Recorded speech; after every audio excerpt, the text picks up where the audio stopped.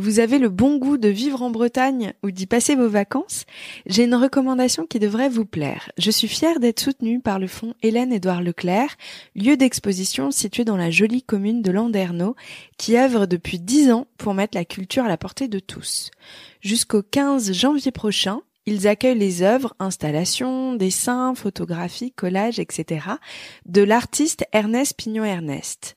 Mondialement connu, pionnier de l'art urbain en France, très engagé, il a notamment travaillé autour des thèmes de société comme l'avortement, l'immigration ou encore le droit au logement. Je pense que c'est une exposition puissante à voir et une occasion de plus de visiter le Finistère. Alors merci au fonds Hélène-Édouard Leclerc et c'est parti pour l'épisode.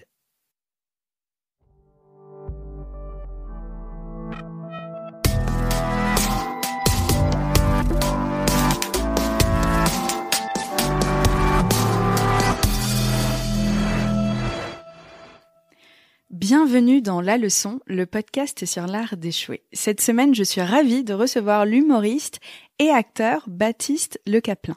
Il revient sur scène avec un nouveau spectacle intitulé Voir les gens, mélange de références pop culture et d'autodérision sur sa vie de famille.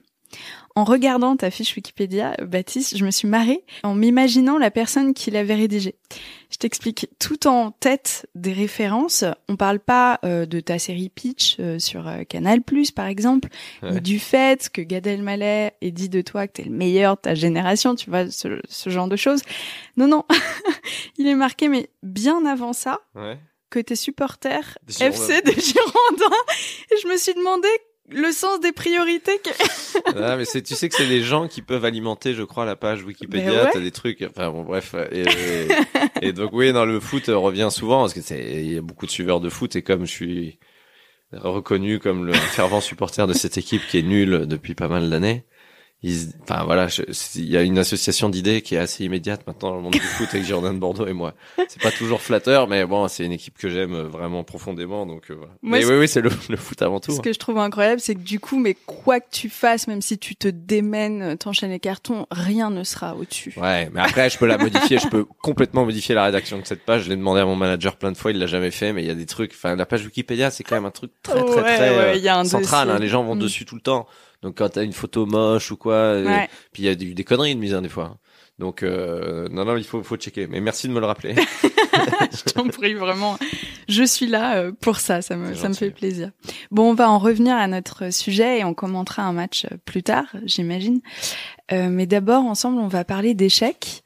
Et toi, tu vas me raconter un vrai bide que tu t'es pris sur scène. Yes. Alors raconte-moi, c'était il y a combien d'années? Alors, pour te mettre ça alors attends, pour replanter le décor, je crois qu'on est en 2009 et en fait quand tu démarres dans le milieu de l'humour, de temps en temps tu fais des festivals. OK. Et les festivals d'humour, tu vas dans les quatre coins de la France, c'est Mâcon, Villeneuve-sur-Lot, c'est jamais des... Oui, on n'est pas encore sur du Montreux ou Marrakech du Rire. Non, c'est pas, il y avait pas Montreux encore, il y avait pas le Marrakech du Rire, il y avait donc pas on est à Mâcon. Il y avait pas beaucoup, voilà.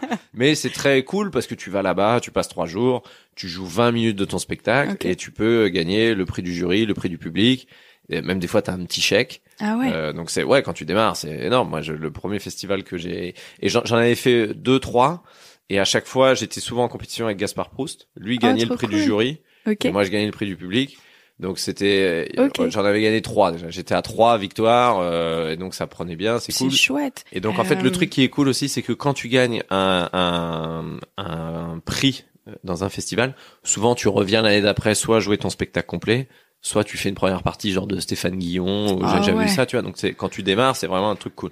Donc tu donnes tout aussi et psychologiquement, j'imagine que t'essayes de, même si tu te raisonnes, t'as beaucoup d'attentes. Bah, bien sûr. Et puis surtout, tu passes avec d'autres humoristes, donc il y a un esprit de compétition qui s'installe un peu.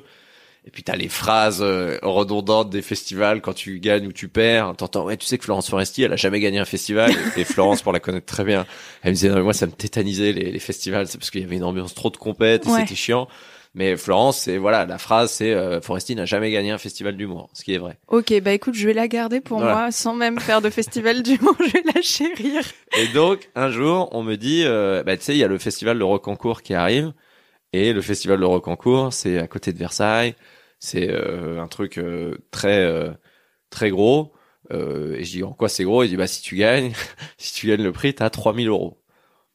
3000 euros.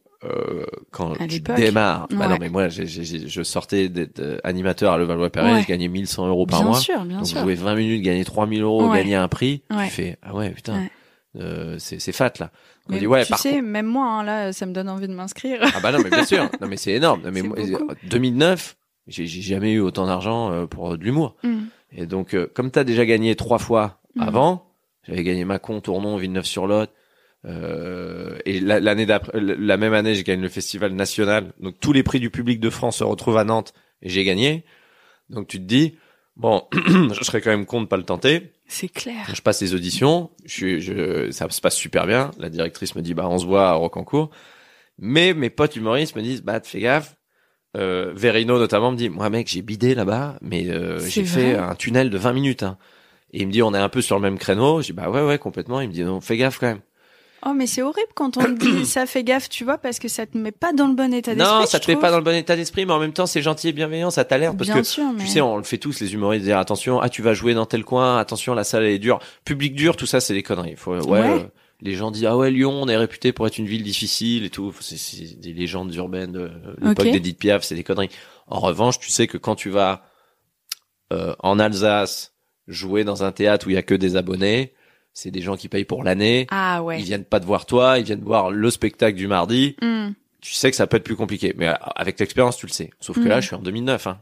Moi, je suis juste le gars qui commence à monter, qui gagne tous les prix. Ouais. Et je suis bon, bah, ouais, je peux le faire. Tu vois, je suis là. Je suis pas, je suis les Suisses dans Rasta Rocket, tu vois. Je vois pas du tout la Tu as pas la ref, mais t'inquiète pas, ceux qui ont la ref. J'ai hésité à faire semblant, mais je me suis dit. Dans Rasta Rocket, l'équipe de bobsleigh de Jamaïque, ils sont là, bah nous on démarre et tout. Et quand ils arrivent, il y a les Suisses, sont trop forts. Ils font, mais eux c'est qui? C'est les Suisses. C'est les meilleurs du monde. Donc moi j'arrive avec cette étiquette de bobsleigh suisse. Ok. Mais comme je suis quelqu'un de prévoyant, le festival était le vendredi. Et le jeudi soir, il y avait une scène ouverte qu'on adorait tous à Paris, qui s'appelait le Pranzo, qui était sur les grands boulevards, où tous les humoristes de Paris se retrouvaient. Parce qu'avant, il n'y avait pas autant de plateaux, de comédie club, de scènes ouvertes. Il y avait le Field, le Changeman Comedy Club et le Pranzo, et le Café Oscar. C'est chouette parce que du coup, tu te fais aussi une team d'humoristes, de potes qui sont dans la même galère que toi. C'est tellement important, ça. Et c'était même pas de la galère. C'était vraiment des trucs cool. On jouait le jeudi 10 minutes, et comme on n'était pas payé, pardon, excuse-moi, le directeur du lieu, qui s'appelait Emmanuel Smadja, nous offrait une pizza. Il dit, je vous offre la pizza et le coca, vous venez jouer. Donc on était contents parce qu'on venait jouer, on avait notre pizza, on était ensemble. Mais c'est là qu'on a créé la troupe de Bref. Hein. Kéron, Kian, Bérangère. On se retrouvait là. Hein. Et même tous les humoristes qui jouaient leur spectacle venaient après le soir. En haut, il y avait un piano bar. Donc ça jouait au piano. Kian, il a chanté 15 fois Creep. Piano-voix, il a repéré des meufs, ce vieux bougre. Creep, ça existe encore? Ça m'intéresse. Non, mais c'était ouf, c'était vraiment un endroit cool. Et donc, je me dis, jeudi, je vais au Pranzo, et jeudi, je monte sur scène, je fais exceptionnellement, ça vous embête pas si je fais 20 minutes, parce que demain, je fais Rocancourt. Et non, vas-y, donc je fais les 20 minutes. Et je vois au fond de la salle, il y avait plein d'humoristes. Il y avait Florent Père, il y avait Donald Jacksman, il y avait plein de gars qui étaient là. Donc, en plus, je joue devant une salle qui connaît un peu mes blagues, et je fais les 20 minutes, j'ai standing ovation. Waouh. Et je suis donc je sors de scène, je fais merci, et tout le monde dit c'est bon, et demain gars, tu fais ça, c'est réglé. Comme je fais, vous croyez c'est bien et tout. Ouais, nickel. Donc je vais me coucher et je me dis putain, je me pose cette question, qu'est-ce que je peux faire avec 3000 euros? Et je vais sur le site de la Fnac et je vois ce nouveau ordinateur MacBook Pro qui est très joli. C'est un MacBook, il n'y avait pas le MacBook Pro encore. Le MacBook, putain, il est beau quand même. Donc je prends les bons gigas et tout. Et je le précommande. Oh non. Je le précommande, il est à 2100 euros. Je crois que je me rajoute même un disque dur à côté. Je me dirais. Ah ouais, bon. Ouais, non, mais je me dis, bon, allez, ça sent bon, ça me met un challenge. J'arrive le lendemain. Comme ça, t'as pas le choix. Faut que tu payes ton MacBook Pro. Et je mesure pas la portée du truc. Mais j'ai, à l'époque, je dois avoir 1700 euros sur mon compte chèque, tu vois. Donc je suis vraiment, c'est un pari sur l'avenir que je fais. Le MacBook, tu le sens sentir. Ouais. Tu le sens sentir. Tu le sens sentir. Je suis pas certaine. J'ai pareil, tu vois, j'ai fait comme la ref avec toi et le bobsleigh suisse. Je fais, ouais, tu le sens sentir, ça doit exister. J'arrive à Rocancourt. J'arrive au concours et je vois les gens. Alors, c'est sponsorisé par Mercedes. Okay. On est à côté de Versailles, banlieue chic. C'est du bon public. Et je vois les gens s'installer. Je fais, ah ouais, c'est quand même une catégorie sociale. Ouais. Ça brunch le dimanche au golf. Ça met le pull sur les épaules. Ouais. Ok. Ça remonte son petit col. Voilà, j'ai quand même des vannes, acheter du premier prix, nature et découverte, je fais des trucs un peu barrés. Je me dis, mais non, ça va passer. Et je passe, et donc le présentateur de la soirée vient me voir. Je me souviens, il s'appelait, il s'appelait Eric. Ok. Et il me dit, bon voilà, une fois que tu passes, donc tu passes en 1, et après toi c'est Tano, qui est un très bon copain, et Tano gagnait beaucoup de festivals. Ok. Avant moi, c'est lui qui gagnait tout. Et en gros, on disait, bah maintenant qu'il y a Baptiste, Tano, il gagne plus tout le temps, mais il faisait le sketch du Corse. Mais le sketch du Corse, genre quand il y avait Tano en festival d'humour qui faisait le Corse, je disais, ouais, ça va être chaud de gagner. Et je passe en 1. Et Tano me dit, ouais mec, good luck, paraît que t'as cartonné au Pranzo. Enfin, tu sais, ça avait tourné. Je fais, non, ouais, j'ai fait mon truc, j'ai envie de bien faire et tout. Ouais. Il me dit, ouais, good luck, ça va le faire. Question, passer en 1, c'est bien ou c'est pas bien? C'est bien et pas bien. C'est plus souvent pas bien que bien. Parce que t'essuies les plâtres, en fait. Ce qui est bâtard quand tu passes en 1, c'est que tu sais que derrière toi, il y aura plein de gens et que les gens auront plus tendance à t'oublier. Ils resteront sur l'impression du dernier. Ouais. Donc le 1, c'est chaud parce que tu chauffes la salle. Tu chauffes la salle, c'est ça. Mais tu peux t'en sortir. Je crois pas en ces trucs de position. En revanche, tu vois, quand on avait fait la tournée du trio avec Jérémy Ferrari et Arnaud de sa mère, on passait tous les 3. Jérémy avait dit, j'y vais en 1. Ok. En contrepartie, je vous demande les gars, vous m'aidez à écrire des vannes sur les villes où on joue, comme ça je les chauffe bien. Et c'est chouette. Ouais, okay. non, on était. Mais tu vois, c'était un cadeau qu'avait fait Jérémy de dire je passe en 1, Arnaud en 2 et moi je terminais en 3 dans les Zéniths, donc j'avais vraiment la meilleure place. Ouais, quoi. Donc c'est pas si insignifiant que ça, quoi. Non, c'est quand même tu te sacrifies un peu pour la team, quoi. Et le présentateur de la soirée me dit qu'est-ce que tu veux que je dise à la fin de ton passage? Je dis je joue au théâtre du Temple tous les soirs. Votez pour moi. Ouais, non, mais je veux pas dire ça, c'est un peu bateau.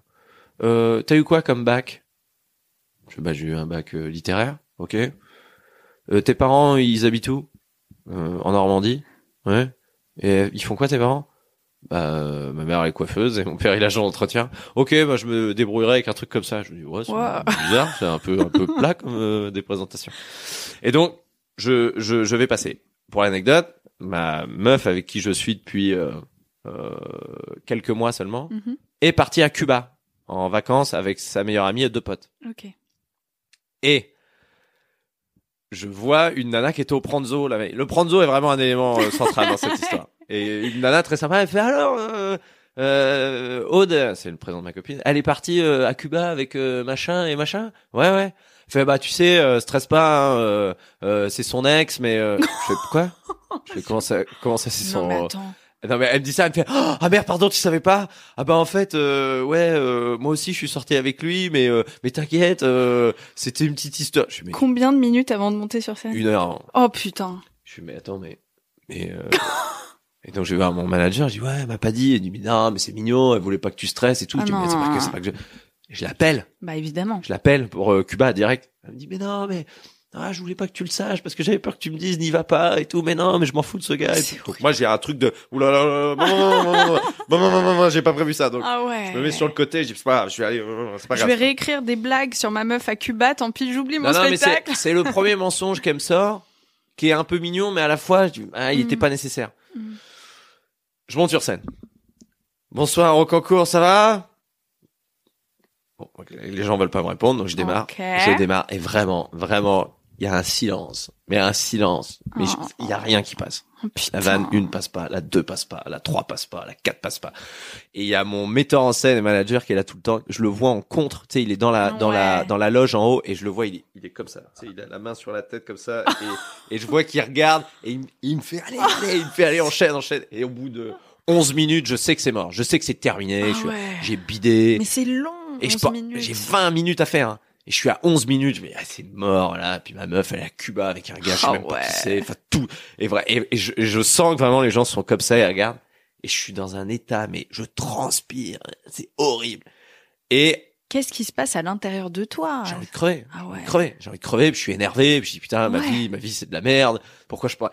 Et, à un moment donné, j'arrête une blague. Il y a pas de rire. Une personne éternue. Dans la salle. Et je fais, à vos souhaits. Et là, toute la salle rigole. Toute la salle rigole sur à vos souhaits. Oh, la déprime. Et moi, je fais, Et moi, direct, et je suis un génie, je m'en fous, je l'assume. Ouais, À vos souhaits, je fais, vous devriez éternuer plus souvent. Ouais.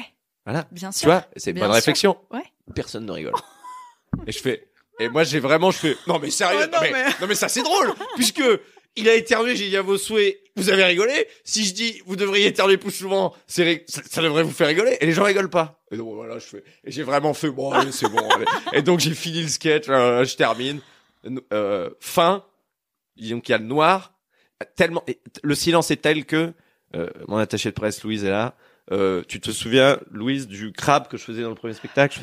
Je faisais le crabe qui se rendait compte qu'il était au rayon poissonnerie au supermarché et il voit un poulpe mort. Il fait Gigi! Gigi! Et Gigi est morte. Et je faisais ça. Ça. Et le silence, on est dans une salle de 500 places, hein. Les gens entendaient. Non mais écoute juste, écoute ça, écoute. T'entendais ça. T'imagines le silence. L'écho que ça de implique. tes mains en pince. Et je me dis, fais-le moins fort, la pince, quand même. Fais-le moins fort. Et donc, l'éternuement arrive après ça. À vos souhaits, rigole. Vous devrez éternuer plus souvent, rigole pas. Machin. Je termine. Noir. Pas d'applause.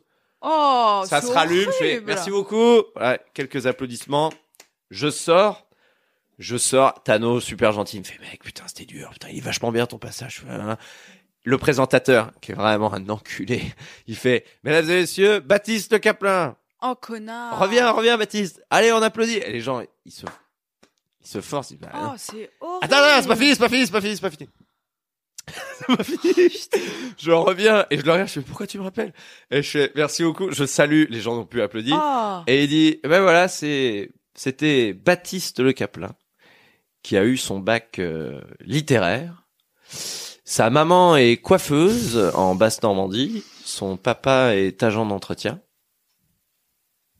Il laisse un blanc comme ça, je le regarde, je fais, mais, oui, Ouais. Et il me dit, et il voulait savoir si Gérard Sibel était dans la salle ou non. Je n'ai jamais demandé ça, hein. Tu es témoin que j'ai jamais demandé ça. Ouais. Gérard Sibel, à l'époque, c'est le détecteur de talent de Juste pour rire. C'est-à-dire que putain. Gérard Sibel, quand il est dans ta salle, c'est, ok, ma vie peut changer. Ouais, Gérard ouais. Sibel, c'est lui qui a dit à Florence Foresti, viens chez Juste pour rire. C'est lui qui a découvert tout le monde. Alors qu'elle n'avait eu aucun prix. Je Prix. tiens à le Exactement. redire. Et Gérard le disait, tu sais que Florence, elle a jamais gagné de prix, hein. Et donc, Oh, c'est Et donc c'est humiliant. le détecteur de talent, quoi. Et moi je l'avais déjà vu, je le connaissais, Gérard, il était venu voir mon spectacle déjà. Et il dit, et il voulait savoir si Gérard Sibel était dans la salle ou pas. Et je regarde, Mais mec. je me demandais ça. Et t'entends, hein. Il est là. Oh putain. Et le mec fait, eh ben voilà, c'était Baptiste Le Caplin. On l'applaudit encore une dernière fois. Les gens n'applaudissent pas. Et je sors, et je le regarde, je fais, mais mec, Ah ouais. mais qu'est-ce que t'as fait là? Ouais, c'est clair. Qu'est-ce que t'as fait? Il me dit, bah non, il fallait que je te déprésente. Enculé. Je m'étais vraiment enculé. Je sors de la salle, je prends mon téléphone. Tu sais quoi? Limite, à ce stade-là, le mec, il te rend un vrai service parce que avant, t'étais énervé contre toi-même. Là, au moins, tu peux être énervé Ouais, non, contre mais là, lui. J'étais énervé sur le Tu monde vois entier. ce que je veux dire? J'étais énervé sur le monde entier. Mais c'est vrai, c'était vraiment méchant. Oh. C'était vraiment méchant de sa part. Le présentateur s'est dit, ouais, je vais le niquer, lui. Il m'a vraiment niqué. Et donc, je sors de scène, je suis dévasté. Oh, bah, évidemment. Je prends mon téléphone, j'appelle à Cuba. Je vais sur le parking de la salle et j'entends Tano qui passe et j'entends génie. C'est un film, ton truc, c'est un Et film. donc je rentre dans la salle et mon metteur en scène fait Tano, il a cartonné. Je sais, j'ai entendu les rires Sur du le bout de la ville. parking. Il me dit putain, il a cartonné, toutes les vannes sont passées. Et Tano il me fait ouais gars, ça a bien marché, ouais. Et donc il gagne. Hein. Il a gagné 3000 €. Mon MacBook, je l'ai reçu, j'étais à découvert. Tu l'as revendu d'ailleurs? Non, je l'ai gardé ce putain de MacBook. Mais non, voilà, donc condensé de la soirée, bel échec.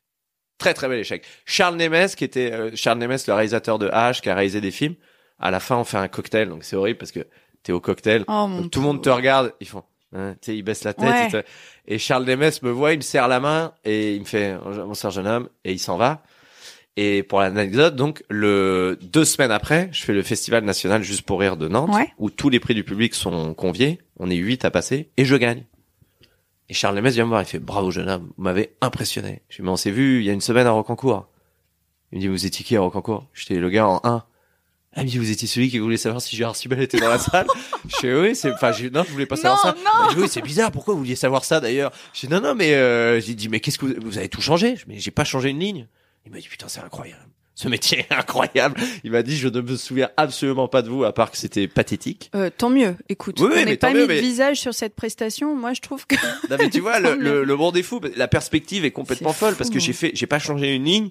J'ai cartonné 10 minutes, j'ai gagné le prix à Nantes. Il me remet le prix, il me dit bravo, félicitations. C'est incroyable. Faut qu'on tourne un film ensemble, machin. Alors qu'il y a une semaine, il m'a zappé au cocktail, tu vois. Tu sais, c'est hyper intéressant parce que c'est bien la preuve que entre ce qu'on pense de soi, la perception des autres, la réalité, il y a quand même 3 versions différentes, tu vois. Ouais. Et ça rassure un peu aussi. Ça rassure. Il faut, alors je te cache pas qu'il faut du background, faut prendre énormément de recul sur soi.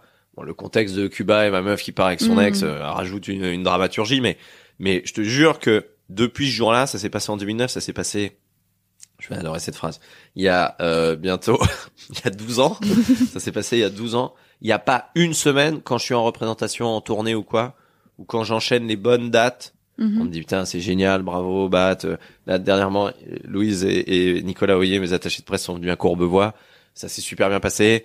Tout le monde m'a félicité, bravo Bat, c'est super. Et j'avais déjà en target, je fais attends, demain je suis à Liège, dans un festival d'humour, pour les frères Taloche, pour une émission de télé. Zap ça. T'arrives plus à profiter de l'instant présent? Je profite de l'instant présent, mais je le zappe très vite après. Malheureusement, t'as un état d'euphorie après une très très belle représentation, tu rentres chez toi, t'es heureux et tout, c'est trop bien.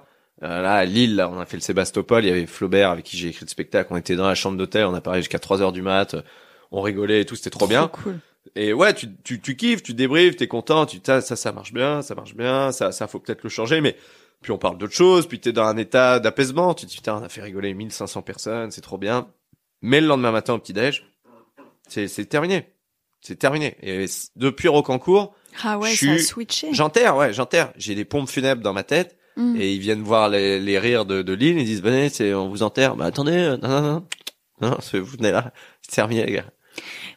Pour reparler de cette soirée-là, il y a quelque chose qui me vient en tête, et il y a mon petit chien qui déchiquette sa proie à distance, au cas où vous entendez des petits bruits, qui adore Louise d'ailleurs, ton attachée de presse.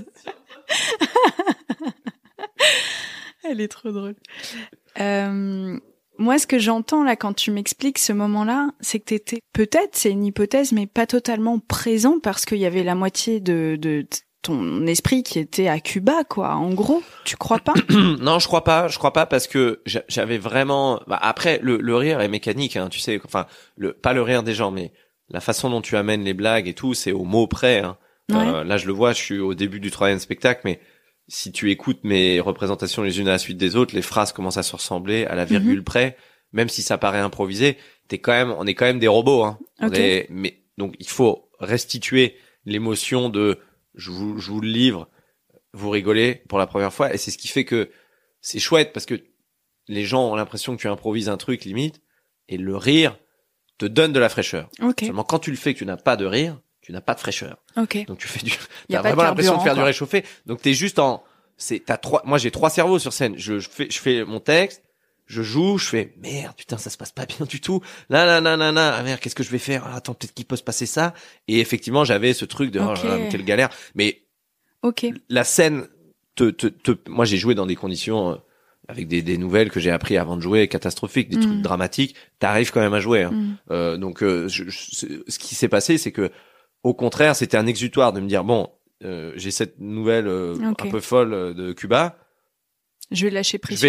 Et je vais faire rigoler les gens et ça va me donner au contraire, moi je m'en sers, tu vois. Quand je suis énervé, quand je fais un personnage énervé sur scène, je mets tout dedans, quoi. OK, c'est intéressant. Mais là, comme il y avait zéro envie des gens, il y avait pas de carburant, quoi. Il y avait rien. Donc j'ai joué, t'as juste un fou qui se démène sur scène. Et non, ce qui était très violent là-dedans, c'est l'après, en plus, avec ce présentateur qui m'a vraiment humilié sur scène, quoi. C'était vraiment mesquin et méchant. Il y a un moment, c'est plus drôle, stop, quoi. Non, mais c'était fait, en plus, vis-à-vis des gens, ça passe genre, il déprésente, quoi. Il déprésente un mec nul, donc voilà, et on s'en fout, quoi. Donc ça passait pour lui. Mais lui, c'était fait de façon très méchante. Comment ça s'est passé, la suite, après ça? Parce qu'il y a un moment, il faut remonter sur scène. Ouais. Le lendemain, j'avais un spectacle, le lendemain, jusqu'à l'heure du spectacle, t'es en doute, t'es pas bien. Mais c'est mon metteur en scène qui m'a dit ça. Il m'a dit, c'est selon ses dires, il me voit tous les soirs depuis 16 ans, donc il te connaît très bien. Il me connaît très bien. Il m'a dit à chaque fois que t'as fait une mauvaise représentation, celle d'après, t'as toujours surperformé. Ah ouais? Ouais, parce que j'ai un truc inconscient non, parce que j'ai trop peur c'est nul, de penser ça, mais quand je fais un soir pas bien, même si je suis sur scène et que j'ai pas de bonnes sensations, ça répond pas comme je veux et tout, je me dis toujours, c'est un peu glauque de se dire ça, mais imagine, c'est ton dernier soir. Imagine demain t'as une galère, tu crèves. Ne laisse pas une empreinte mitigée ce soir. Ne sors pas de scène en disant j'ai lâché, un quart d'heure j'ai lâché. J'ai dit laisse tomber, ces gens ne me veulent pas, ils veulent pas de mes blagues, donc je vais délivrer le truc et terminer. Ouais, c'est fort. Non, mais c'est pas fort, c'est que ça m'est arrivé plein de fois d'être dans des situations où le public rigole pas, ou pas assez pour toi, et t'accélères, parce que tu te dis bon, je vais en finir, c'était nul, et ton metteur en scène il dit mais pourquoi t'as speedé à un moment donné? Je dis parce que ça rigolait pas. Il me dit mais mec, mais les gens ils adoraient, hein. C'est pourquoi ils ont perdu ce que t'as accéléré. Et une ou deux fois ça m'est arrivé au début. Et ça m'est arrivé des fois de jouer, d'avoir la salle qui réagissait pas super. Donc tu te contiens, tu dis putain, chier.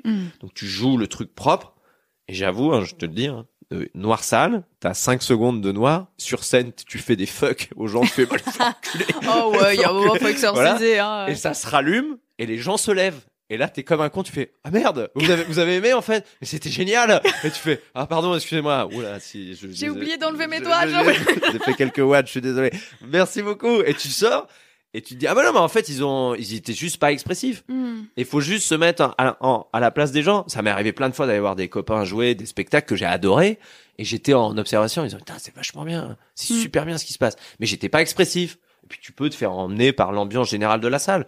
Paris, mardi soir, 14 novembre, il fait froid, t'es comme ça dans la salle, ça rigole pas des masses, mais tout le monde est là à se dire putain, c'est quand même un super spectacle qu'on voit. Ça me fait rire cette date parce que j'amène la leçon sur scène le 14 novembre prochain. Ah, vache, on est avec Ah, est-ce que je peux le dire? Ouais. Ouais, je vais le dire avec Bérangère Krief notamment. Donc j'espère que il fera chaud et chaud dans les petits cœurs des gens. Mais en plus, faut pas oublier un truc, je parle de l'exemple de Paris notamment parce que on est submergé de spectacles, de culture, on a accès à tout. Voilà, tu veux voir un Marvel, tu veux voir une pièce de Michalik, tu veux voir un opéra, t'as tout. Donc on est un peu sevré de fraîcheur. Et à la fois, on se tape le métro tous les jours, les gens sont pas sympas, on a besoin nous aussi d'aller rire un bon coup. Bien sûr. Mais il ne faut pas en vouloir aux gens de ne pas être au niveau de l'attente que toi tu espères d'eux. Et ça ne veut pas dire, et c'est un conseil que je peux donner, jouer de A à Z normalement en donnant, les gens jugent et te donnent le verdict à la fin. C'est eux qui décident.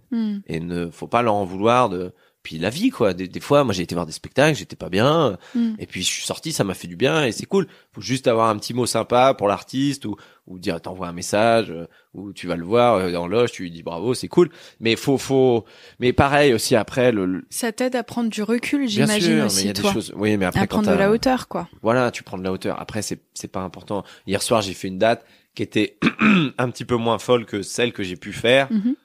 Voilà, ça m'a servi quand même. Je fais le spectacle, il est carré. J'étais dans mes temps de passage. J'ai fait 1h25. Je fais tel passage, je devais le modifier, je l'ai fait.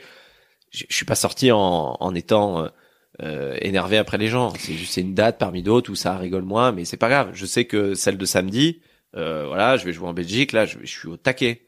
Et alors pour rester constant aussi moralement, parce que sinon ta vie ce serait un enfer si c'était des montagnes russes comme ça émotionnelles à chaque passage, est-ce que toi ton travail en amont ça te sert à avoir confiance en toi peut-être? Non, on n'a pas confiance en soi. Si on monte sur scène pour faire rire les gens, c'est l'opposé de la confiance en soi on a besoin d'être rassuré.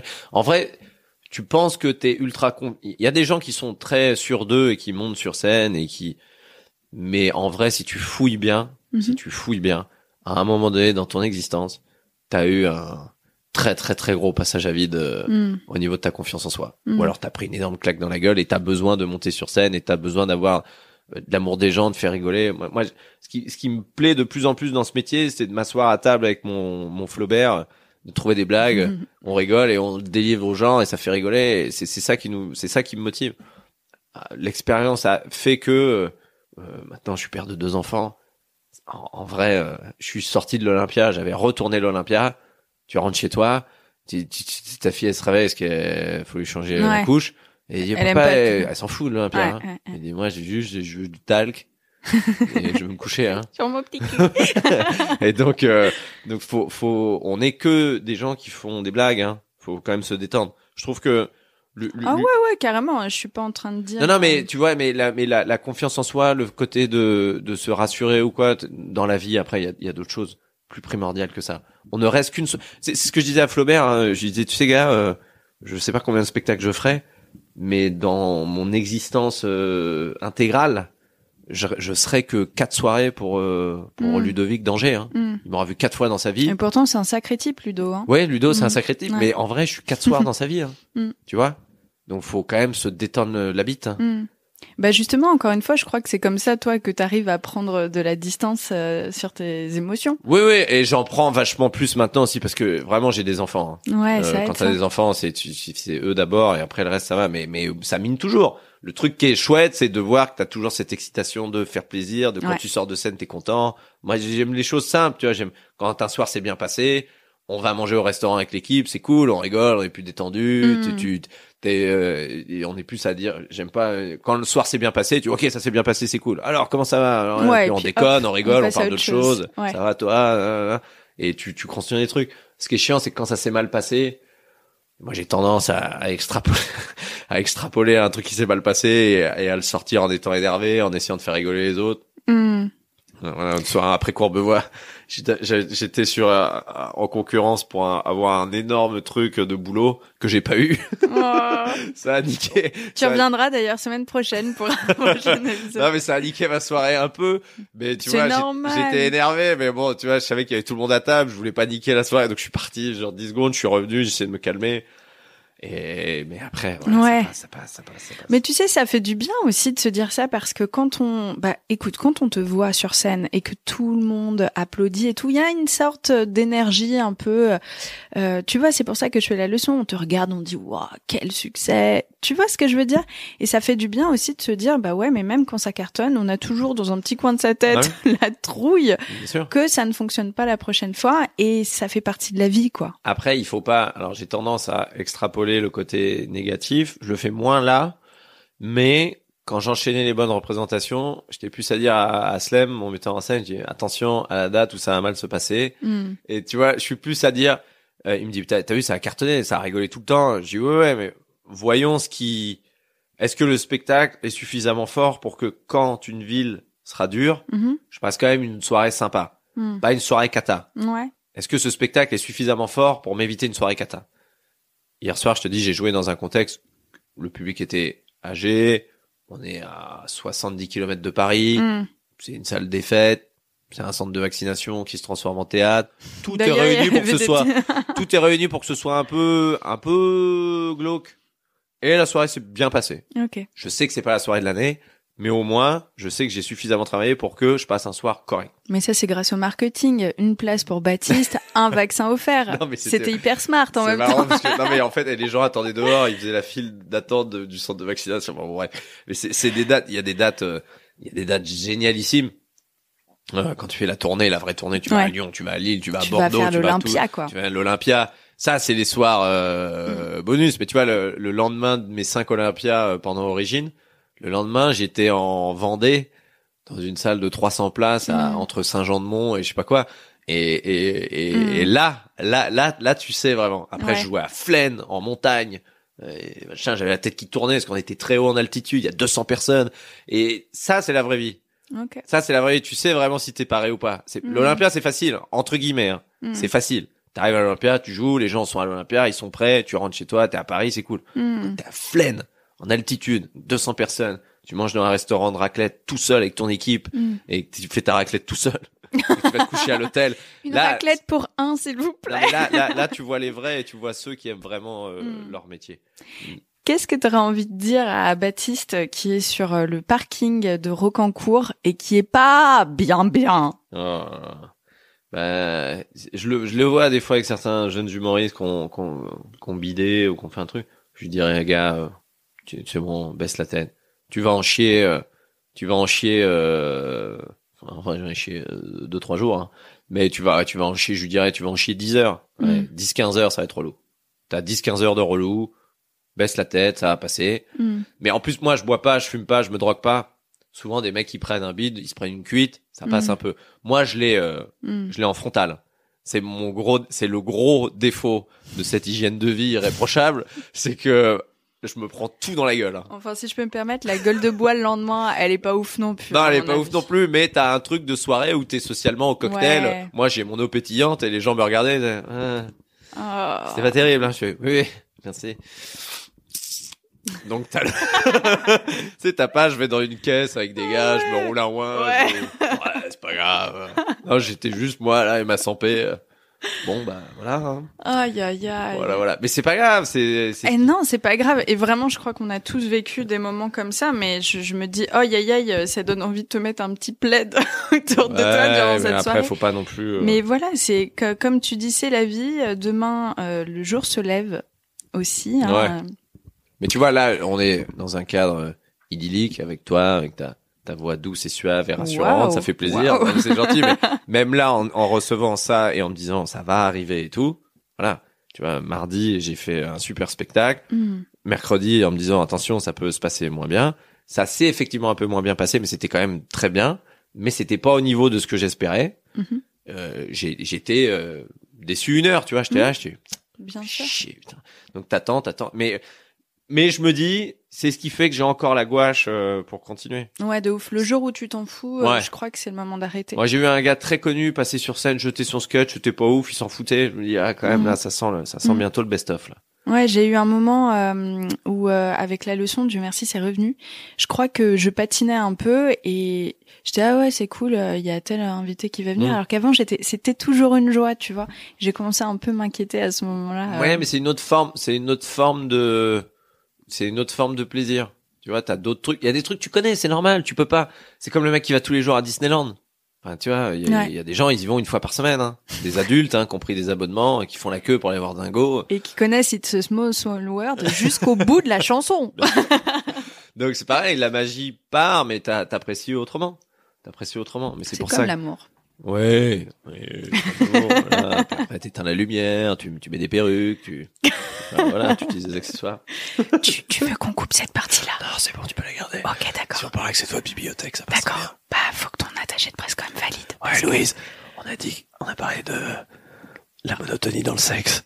Avec les perruques. Avec les perruques pour, c'est Evangélie qui avait dit ça dans une interview, j'avais trouvé ça pas con. C'est vrai. On lui a dit, mais ça fait longtemps que vous êtes mariés avec votre conjoint, ça vous lasse pas? Il fait non, mais des fois, je mets des perruques, je deviens brune, je deviens rousse, et c'est différent. Tu ouais, c'est juste ouais.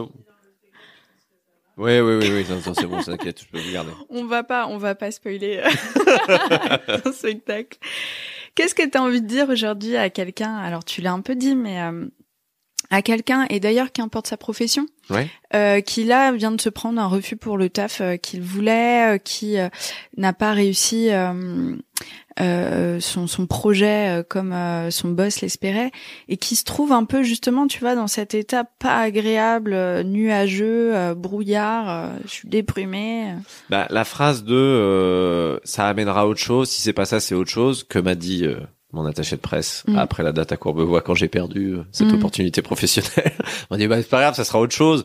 Sur le coup, tu l'encaisses, tu dis ouais mais fais chier, c'était bien ça. Tu crois presque pas quoi. Ouais voilà, ça m'est arrivé dans des films, aussi de louper un casting et qu'en fait ce que je dirais à cette personne c'est que jamais je pense dans l'histoire, alors c'est très rare, jamais dans l'histoire du monde professionnel quand tu as raté un truc que tu retrouves cette personne 47 ans après sous un pont, SDF avec une barbe. Bah, une fois, j'ai été déposer un CV, on m'a dit non, et depuis, plus rien. Je suis devenu SDF. Trop noir. Trop noir. Bah, quand même, t'es sûr que t'as pas loupé une ou deux opportunités de déposer un autre CV? Non, je te jure. Ils avaient condamné toutes les boîtes aux lettres.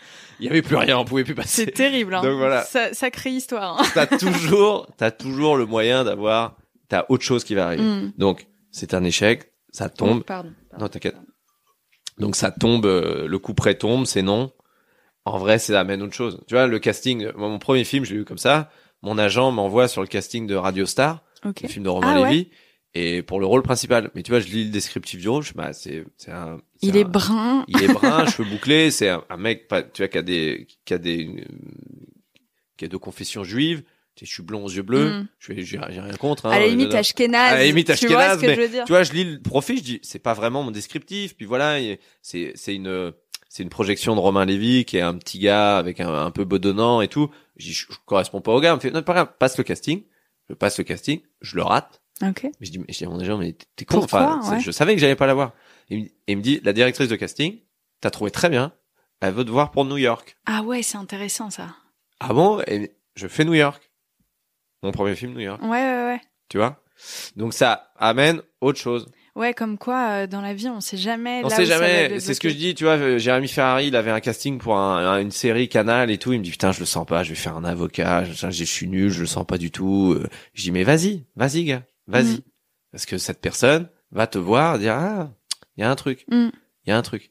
Ouais, et je le remarque, alors déjà moi la première dans ma life, mais aussi dans les messages que je reçois sur la leçon, vraiment le premier échec, c'est celui de pas oser se lancer, quoi. Exact.